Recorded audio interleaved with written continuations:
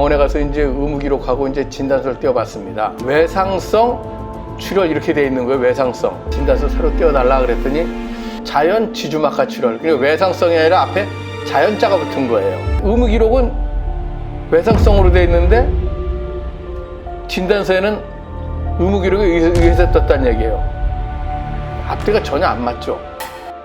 지난 시간 기석이 입원 당시 의무기록과 진단서를 확인하며 당시 의사들의 진단에 대한 불만을 토로하셨는데요. 그 이후 의사들의 이야기를 직접 들어보기 위해 병원을 방문하셨다고 합니다.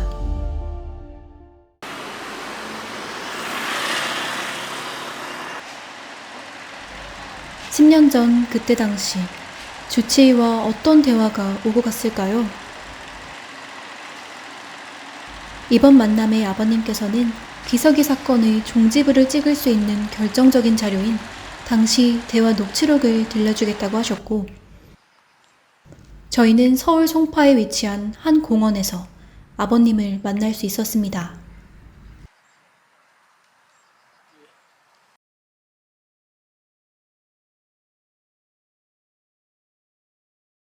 예.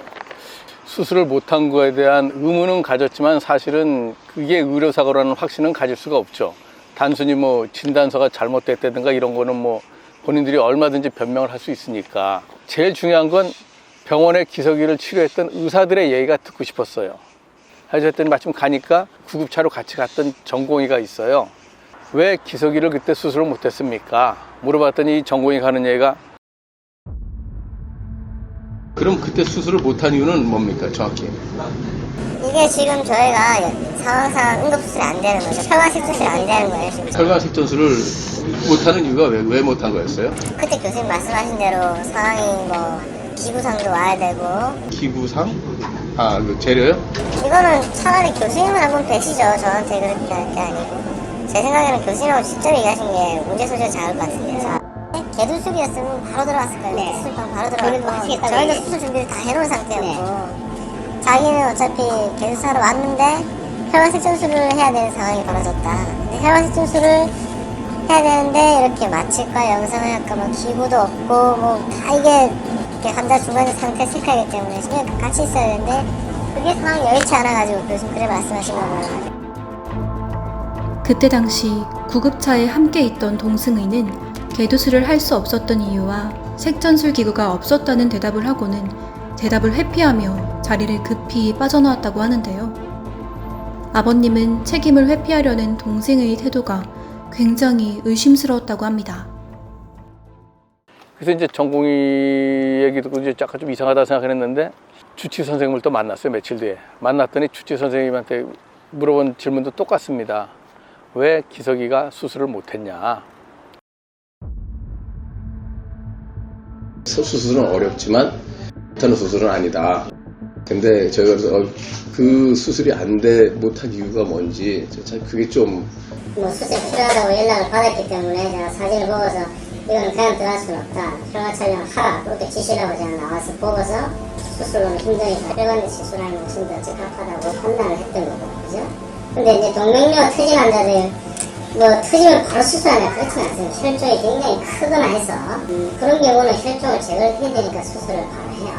두개골 열고 들어가서 클립을 하는 결찰수술을 할 혈관 상태는 아니란 얘기죠. 그럼 이 얘 같은 경우는 제가 그때도 미리 설명을 다 드렸지만 클립으로 물리면 100% 혈관이 짜오라들 거다. 마비가 오고 다 엉망될 거라고 얘기드렸잖아요. 제가 이제 어떤 걸로 오해를 했는지 모르지만 사실 그 3일이라는 얘기를 했을 때 저희들이 좀 약간 좀 황당했거든요. 집사람하고. 그래서 가신 거잖아요. 근데 저희 환자들 수술을 바로 하는, 물론 대부분 다 바로 하죠. 바로 하는데 바로 안 하는 경우도 있어요.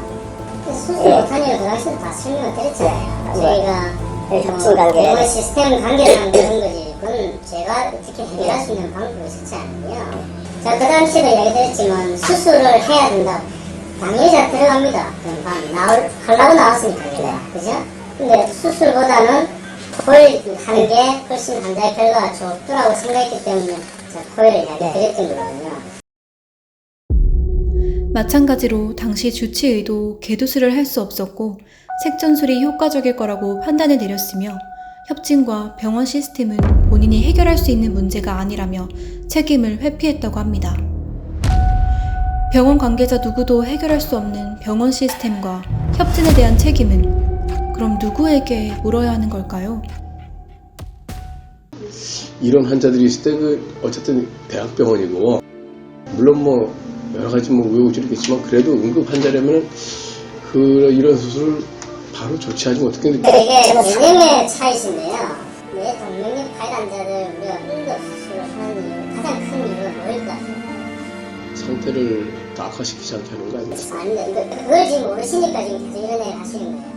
동맥류 수술을 왜 서둘러 하는 이유는 제출혈을 막고자 하는 거죠.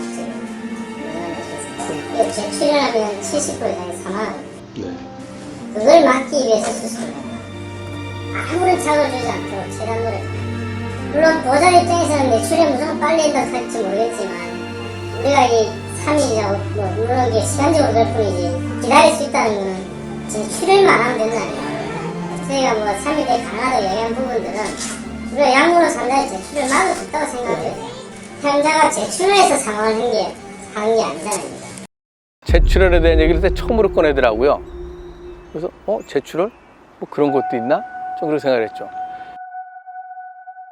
가서 제출했나요? 글쎄 그 관계는 뭐 그 친구가 설명 안 해주시나요? 글쎄 일단 뭐 돌아왔습니다. 부위가 커졌다. 그런데요. 내실에 출혈이 많이 됐다. 그러니까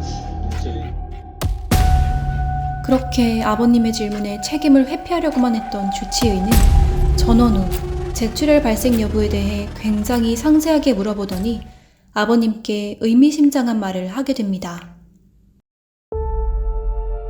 환자가 가셔서 제출을 해서 문제가 됐다면 그건 여기서도 제가 아쉬움이 남을 수 있는 부분이 되지만 네. 근데 환자가 거기 가서 제출해서 사망하신 게 아니잖아요. 그 제출혈에서 사망했으면은 상당히 이 병원에서도 아쉬움이 많이 남는다는 얘기죠. 당연히죠. 뭐 빨리 해줬으면 좋은데 뭐 상황이 안 돼서 제출했다면 저도 마음이 편치 않죠. 네. 하지만 기석이는 발병한 지 이틀이 채 되지 않아 사망했습니다. 아버님께서는 당시에는 몰랐지만 나중에 알고 보니 기석이에게 제출혈이 일어나 사망에 이르게 된 사실을 알게 되었죠. 아쉬움이 많이 남는다는 말은 결국 병원 측의 대처와 본인이 내린 판단에 책임이 있다는 말이라고 아버님께서 받아들였다고 합니다. 그러면 이분하고 상담을 하고 나니까 뭐야? 기석이 수술을 못한 것 잘못이죠. 병원 협진과 시스템 병원 잘못이죠. 본인들의 아쉬움까지 남는다. 그러면 기석이 상태는 또 안정적이었다. 수술실 마취가는 된다. 모든 게 다 기석이가 의료사고라는 거를 본인 스스로 다 얘기를 해주는 겁니다. 근데 이분이 이렇게 얘기한 이유가 있어요. 저희가 만약 그때 병원에서 만약에 우리가 막 소란을 폈다 그러면 이분이 경계하면서 얘기를 안 했을 텐데 저희가 이제 그 의료사고라는 생각을 안 하고 있겠거니 하면서 이제 이분은 자기가 다 얘기를 해준 거예요. 그래서 이건 의료사고구나. 제가 그때 그 확신을 가지게 되었습니다. 그렇다면 기석이에게 언제 제출혈이 일어났던 걸까요? 아버님께서 언급했던 상황들이 정말 의료사고에 대한 증거일까요? 다음 만남에 저희는 해당 자료들을 바탕으로 진행한 의료사고 소송 이야기를 들어볼 수 있었습니다.